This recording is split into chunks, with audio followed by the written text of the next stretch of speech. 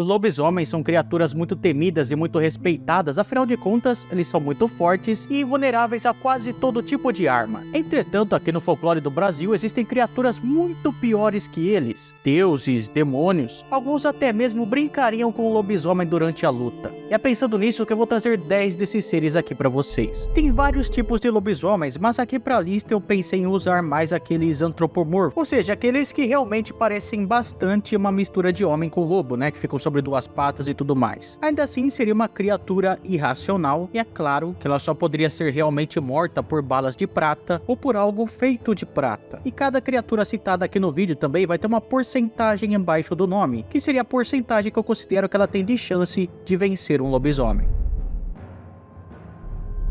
Vamos começar então com o Encourado, e para você que não conhece ele, eu vou dar um breve resumo aqui, mas basicamente ele seria um vampiro. Ele tá na lista exatamente por causa disso, porque a gente tem a famosa rivalidade entre vampiros e lobisomens. O Encourado usa um tipo de sobretudo e um chapéu preto, e ele solta um cheiro muito forte de sangue. Além disso, parece que ele tem um poderzinho a mais, porque por todo lugar que ele passa, onde ele pisa, as plantas param de crescer, as galinhas param de botar ovos, os pássaros param de cantar e até o leite das vacas azedam. Parece que ele solta um tipo de mau agouro, um tipo de magia, alguma coisa assim. Então pra mim, por causa disso, o Encourado já está um pouquinho acima dos outros vampiros. Porque se ele fosse um vampiro comum, eu nem colocaria ele aqui. Porque tirando a rivalidade, eu acho muito difícil que o vampiro realmente sobreviva a um ataque de lobisomem. Como essa energia do Encourado acaba mudando tudo ao redor dele, deixando as coisas mais pesadas, pessoas doentes e etc. Ele poderia usar isso a favor dele contra o lobisomem, para talvez deixar a criatura mais fraca. Entretanto, eu acho que seria muito difícil ele realmente vencer o lobisomem. Primeiro porque dificilmente ele conseguiria se esconder dele, por causa do cheiro forte de sangue que o Encourado tem. E aí quando o lobisomem achasse ele, o negócio ia ser resolvido na mão. E o Encourado pode até ser mais forte do que uma pessoa comum, mas eu acho muito difícil ele ganhar no soco de uma criatura muito grande e raivosa. A única chance que ele talvez teria realmente seria de ganhar a luta antes sequer que ela acontecesse, que é matando o lobisomem na sua forma humana, mas até mesmo assim o Encourado teria dificuldades. Ele poderia até achar a pessoa, já que meio que ele faz uma pesquisa na cidade antes de entrar nela para procurar as suas vítimas, mas para entrar na casa da pessoa ele ainda precisaria ser convidado, então por isso que ele tá com 25% de chance aqui.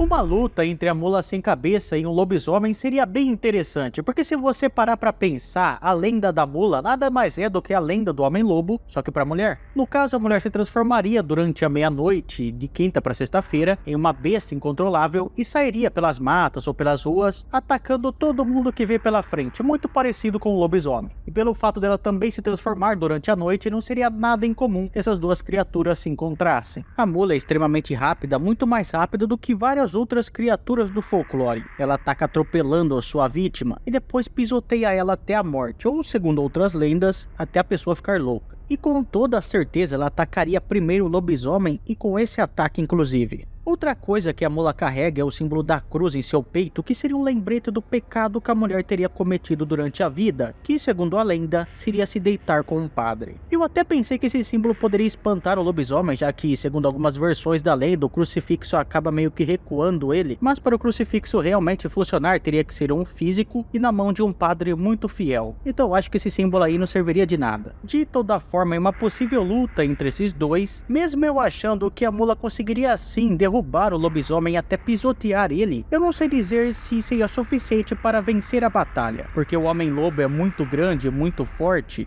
e se por algum motivo nesse mundo ele conseguir levantar desse ataque, aí eu acho que a situação ficaria bem complicada para a mula sem cabeça, porque na minha opinião as garras do lobisomem cortariam ela em pedaços. Então a única maneira dela vencer seria nocautear ele de primeira, senão ela estaria lascada, e por isso que ela tá com 40% de chance aqui.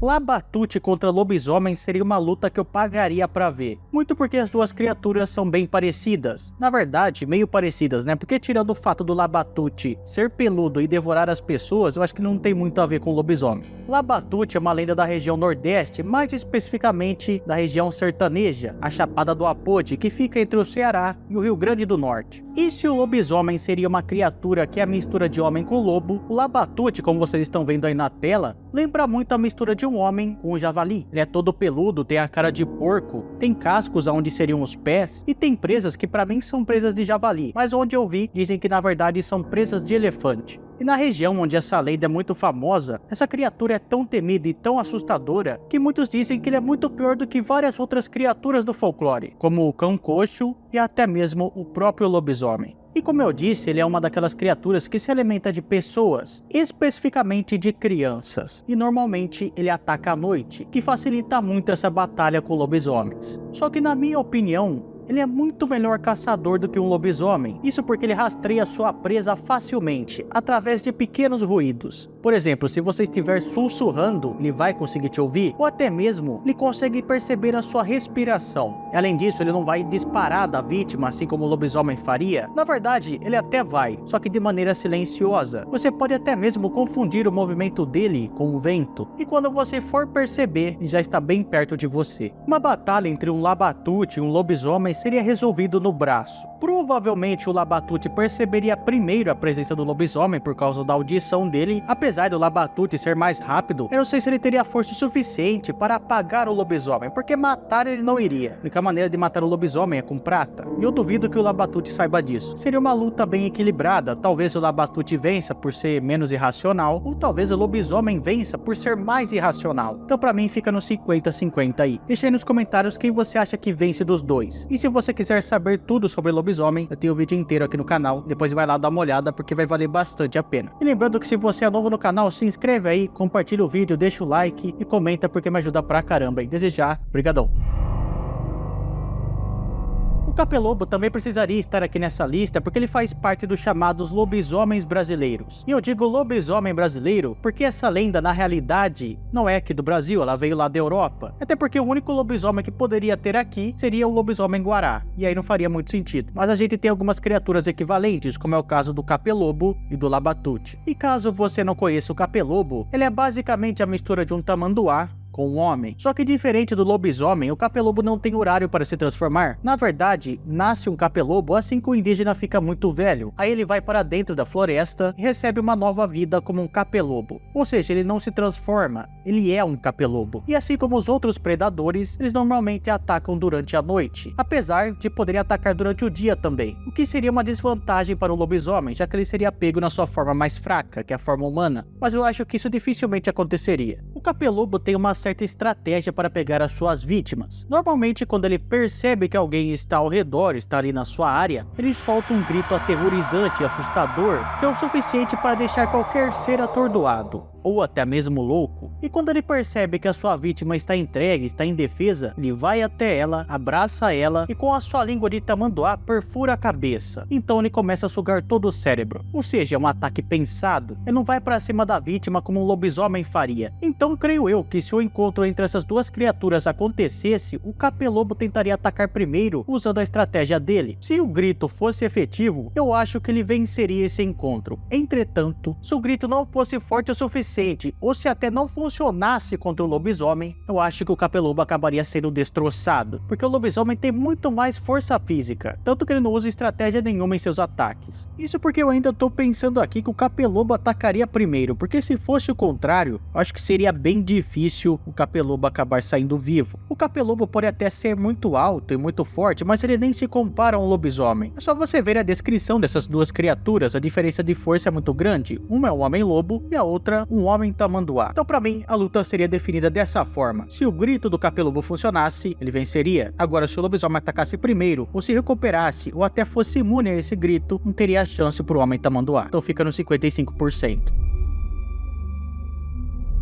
Sim, eu coloquei o Saci aqui na lista com 60% e eu acho que eu coloquei pouco até, mas calma que você vai entender o meu ponto. Quando eu falo Saci, você deve imaginar ele como sendo um garoto de uma perna só, pele negra, cachimbo na boca e gorro vermelho. E até que tá certo, só que ele não é exatamente um menino, pelo menos não originalmente. Ele é um espírito da floresta, criado pelo deus supremo Tupã ou Nyandevuruçu, e quando eu digo espírito, aí as coisas complicam um pouco para o lobisomem. O Saci seria um ser sobrenatural, fora das limitações de um ser humano. Na realidade, o Saci se parece muito mais com o tipo de duende do que com um garoto mesmo, principalmente com o trasgo de Portugal, tanto que os dois usam uma touca vermelha e tem um buraco na mão. O Saci é rápido como o vento, a ponto de que alguns dizem que ele nem se mexe, mas que na realidade ele se teletransporta, além de ter poderes mágicos que lembram muito o poder das pílulas do Chapolin, porque ele pode aumentar e diminuir de tamanho à vontade. Claro que ele não fica gigante também, mas ele pode ficar bem mais alto que um ser humano normal e bem pequeno. O rosto do Saci também é um pouco diferente de um ser humano, na verdade se parece muito mais com um morcego, tanto a boca, os olhos, o nariz e até as orelhas são muito parecidas com a de um morcego. A touca dele também é um pouquinho mais longa do que uma touca normal, parecendo que fica sempre esvoaçando com o vento. Os dedos do pé e das mãos são 3, tanto que quando achavam 3 riscos em barracas ou em uma casa, diziam que o Saci passou por ali. Ele também é bem barrigudinho. Claro que mesmo eu dizendo isso, eu vou acabar usando algumas imagens e até vídeos dele sendo um menino mesmo, porque o Monteiro Lobato acabou muito popularizando essa imagem dele. O Saci é um trickster, ou seja, ele adora pregar peça nas pessoas e nos outros animais da floresta. Ele também é bastante inteligente, e só isso coloca ele muito à frente do lobisomem. Segundo algumas versões da lenda, o Saci também pode ser um tipo de vampiro, não somente por causa da aparência dele, que lembra muito um morcego, mas também por causa de um tipo de ataque dele e um tipo de suas travessuras, onde ele vai em um local onde tem cavalos, pega um cipó, amarra em uma árvore, sobe em cima da garupa do cavalo e suga o sangue do animal até que ele ficasse tonto. Em outro tipo de ataque, ele se aproxima bastante de alguns viajantes e solta um assovio tão alto e tão agudo no pé do ouvido que a pessoa desmaia. E pra mim, esses dois ataques juntos seria o que ele faria com o lobisomem. Obviamente que ele não iria sair no soco com ele, né, porque não faz sentido, ele perderia. Provavelmente ele ficaria bem pequeno, subiria em cima do lobisomem, soltaria o seu assovio e depois daria uma chupada bem gostosa nele, que seria o mais suficiente para acabar com a batalha, pelo menos na minha opinião. Mas como eu disse sobre o Capelobo, a chupada do Saci tem que ser muito bem dada, porque se for uma chupada meia boca, aí não vai adiantar muito também, porque o lobisomem vai virar e dar um tapa no Saci, ele vai voar bem para longe. Mas ele é bem rápido também, pode até escapar, mas aí não contaria como uma vitória.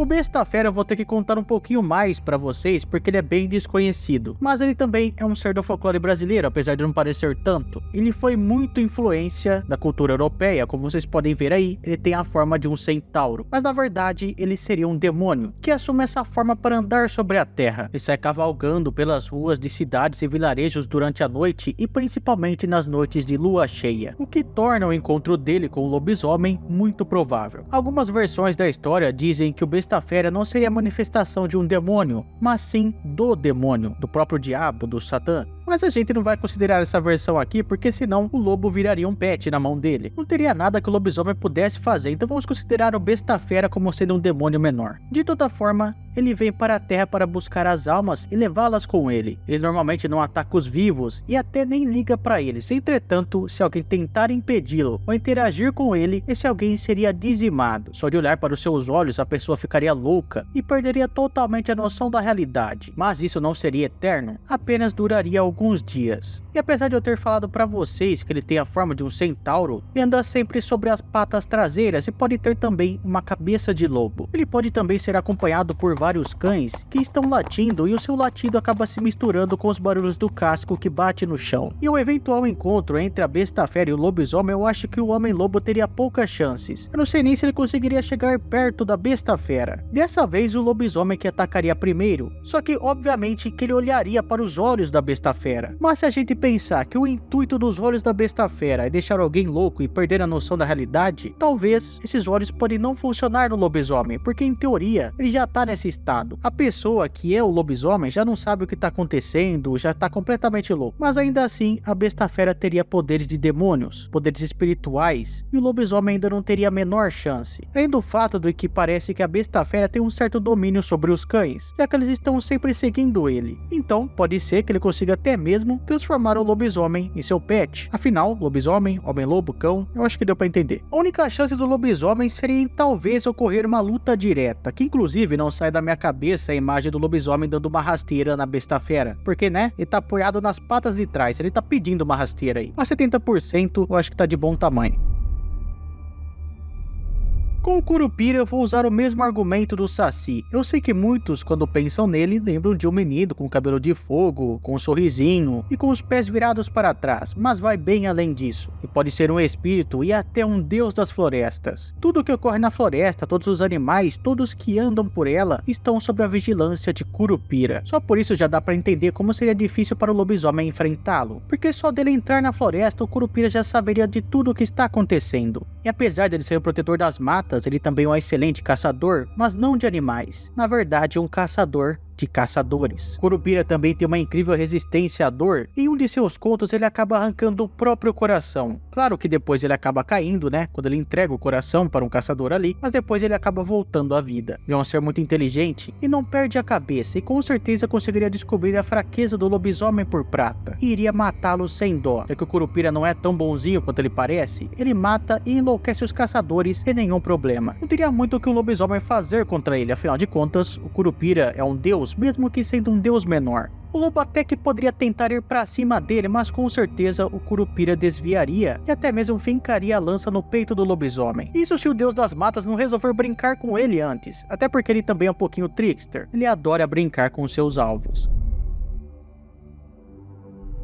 As três últimas criaturas eu deixei pra falar junto porque elas são meio que bem apelonas, eu acho que até exagerei escolhendo elas. Assim que eu falar o nome, quem já acompanha o canal e conhece essas lendas vai saber que não tem como o lobisomem ganhar, é impossível. A primeira delas é o bicho-homem, que caso você não conheça, é uma lenda que eu acho que tem em todo o Brasil provavelmente, que se trata de um gigante que tem um olho só e, segundo algumas versões, uma perna só. Ele consegue, por exemplo, destruir uma montanha com um soco.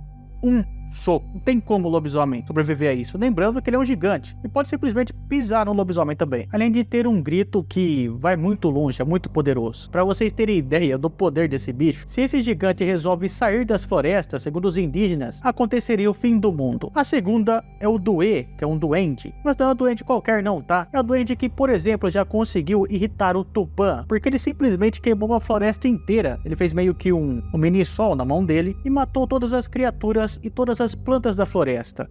E depois, simplesmente porque ele quis, ele reviveu todo mundo. Então também não teria o que o lobisomem fazer contra ele. E por último, eu escolhi o Rondolô, que se trata do pássaro trovão do Brasil. E você deve estar achando uma besteira, né? Mas não, ele é um pássaro que foi criado por dois deuses supremos, que é Yababeló e o Tupã. Se você gosta desse tipo de vídeo, de lista de criaturas que derrotariam outras, comenta aí algumas sugestões. Não esqueça também de deixar o like, de se inscrever no canal e de compartilhar o vídeo, porque isso me ajuda pra caramba. E assim eu trago mais conteúdos semelhantes, beleza? Desde já, obrigadão, valeu, falou, tchau.